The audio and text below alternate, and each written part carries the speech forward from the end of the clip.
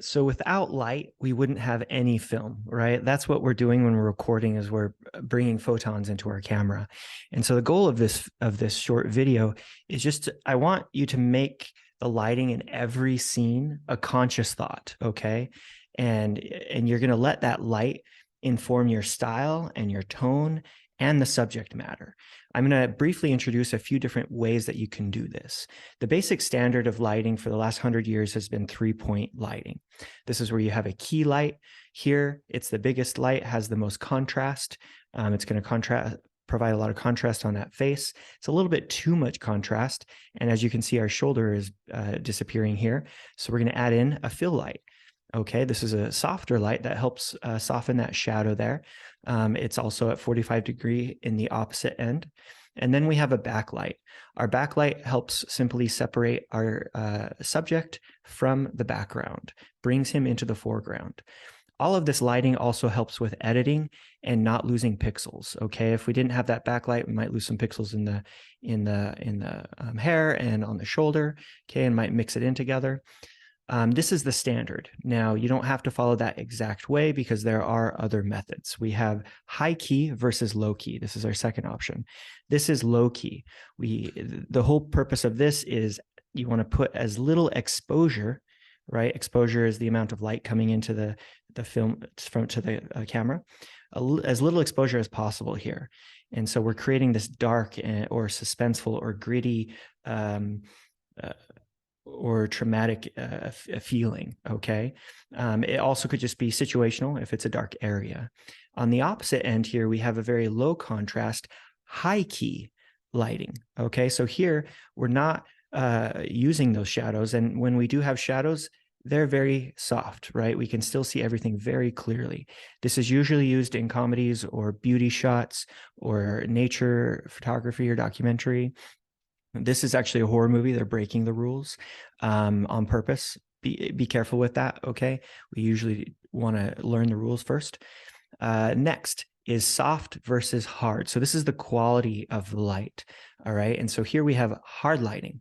It's really intense right on their face. It's like a key light, right, without anything else. Makes it feel gritty as well or harsh.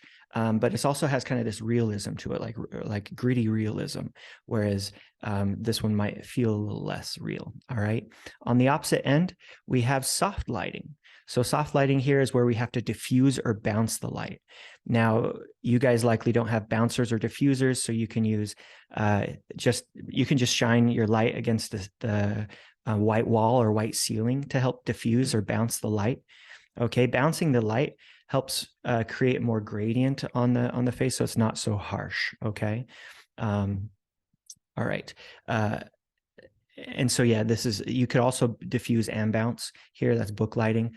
But yeah, you can use a shower curtain, baking paper, a white bed sheet, silk, see-through curtains. There's so many things that you can use to bounce and reflect light. Okay, so you might want to try that a little bit. Color lighting. Light comes in different colors. So we have a variety of color. Color can help separate multiple colors in the same shot can help separate things. So you can have certain things in certain colors, certain things in other colors.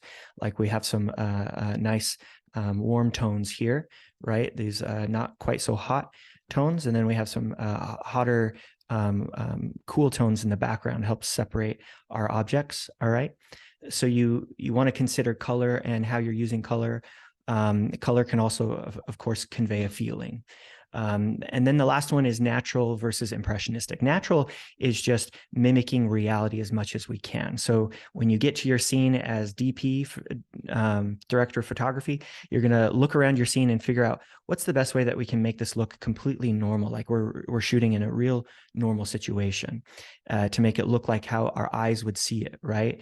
And so that means that if you're filming and you're filming from here and we see outside our window there, it's going to get blown out. I'll show you, right? It's blown out there. You see that?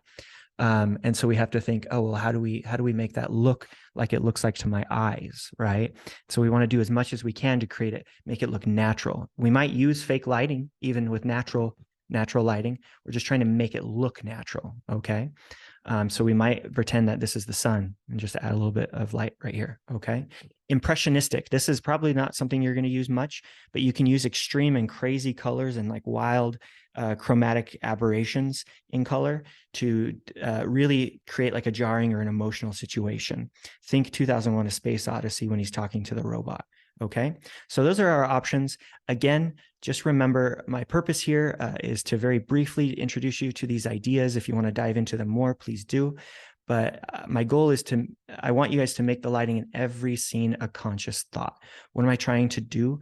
Let the style that you pick or let the lighting that you pick inform your style, your tone, and the subject matter.